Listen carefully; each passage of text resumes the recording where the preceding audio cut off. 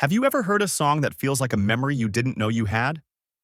A melody so powerful that people across the globe sang it in their own languages, with their own emotions, as if it was written just for them?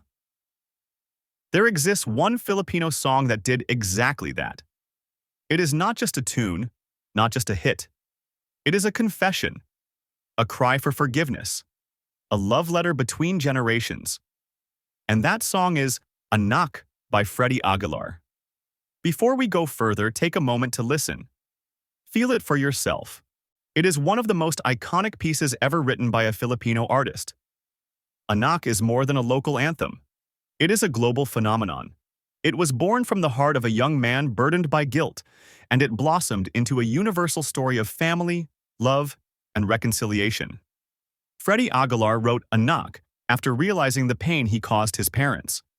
He poured his remorse into every word and melody.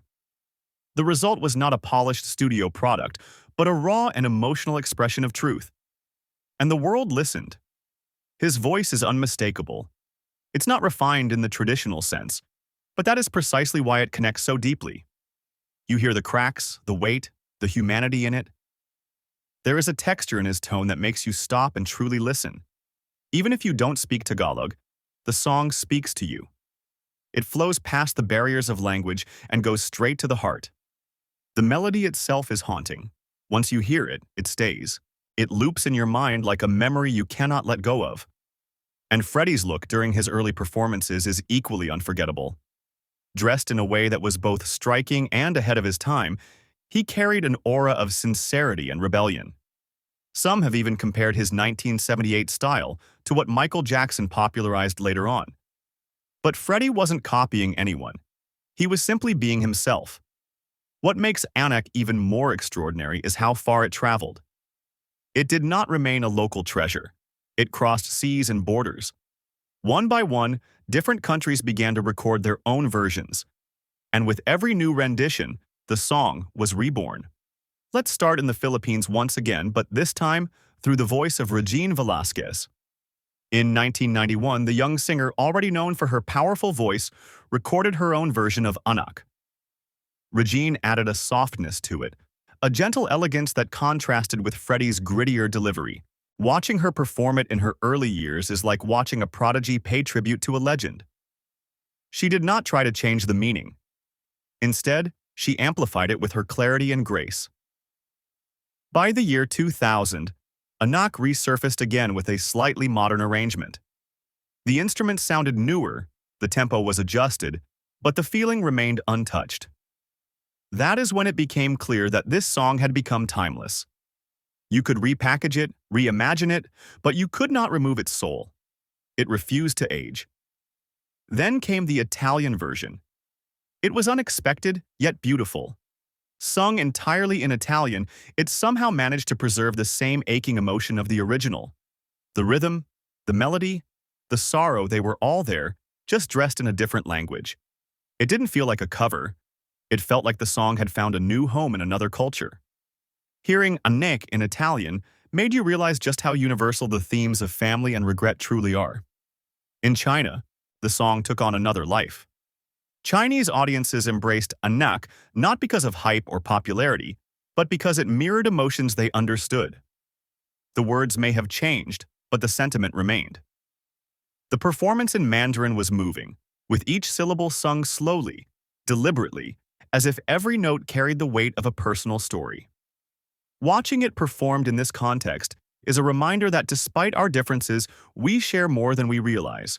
Vietnam's version brought yet another unique flavor.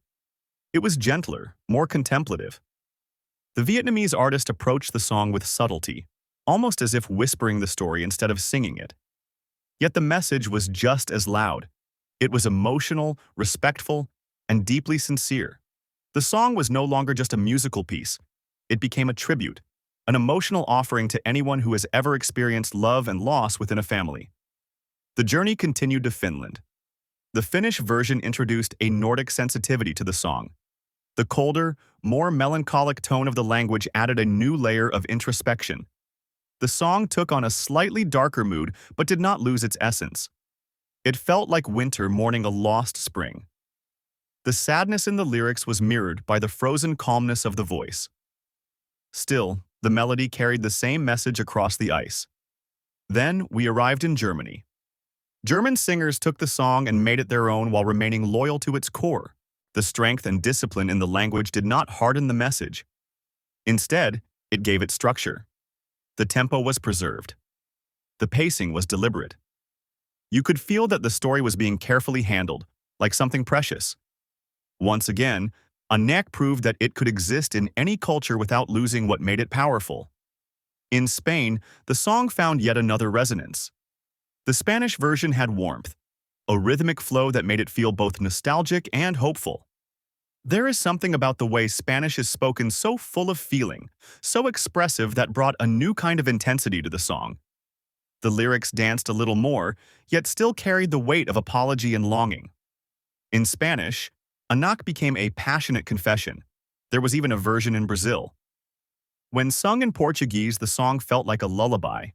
The Brazilian interpretation leaned into the melodic softness, almost turning the tune into a whispered prayer. The rhythm slowed. The vocals calmed. It felt like someone was singing to a child they had hurt, hoping that love could still be found in the silence between verses. A version emerged with a lullaby tempo. Stripped of its original rhythm, it became something else entirely. It was soothing, reflective, almost meditative. The notes moved slower, the emotions swirled gently, and still, the story did not fade. If anything, it became clearer. It proved that the song could evolve in form and sound but remain grounded in truth. This wasn't a remix, it was reverence. Throughout all these renditions, one thing stood firm. Each singer, in every country, treated Anak with respect. They weren't trying to outperform Freddy Aguilar. They were adding their voice to a growing choir of people who understood what it means to feel sorry, to long for home, to regret the things we did, and cherish the ones who stayed by our side. Then comes the most powerful moment of all. Freddy once again sits down, just him and his guitar. No stage lights, no effects, just honesty. And with every strum, every lyric, he reminds us why this song became what it is. He didn't need a full band. He didn't need backup vocals. The simplicity of his performance is what makes it unforgettable. You don't watch it, you feel it. Freddy Aguilar's Anak is not just the most famous Filipino song in the world. It is a living testament to the power of storytelling through music. What began as one man's apology became the voice of countless sons and daughters around the world. The proof? Anak has been translated into 51 languages. That's not just a number.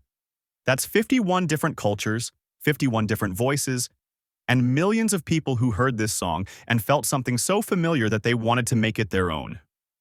From Asia to Europe, from the Americas to Africa, the message of Anak continues to resonate. It is no longer just a Filipino treasure. It is a global anthem of love, loss, and the hope of forgiveness. And for any artist, that is the dream, to create something so true, so timeless, that the whole world listens. If this story moved you, let us know by clicking the like button. Share in the comments which version of Anak touched you the most. And if you want to explore more powerful music that connects people across continents and generations, subscribe to the channel so you don't miss what's coming next. There are more stories waiting for you, so be sure to check out the other videos. Until next time, stay inspired and stay connected.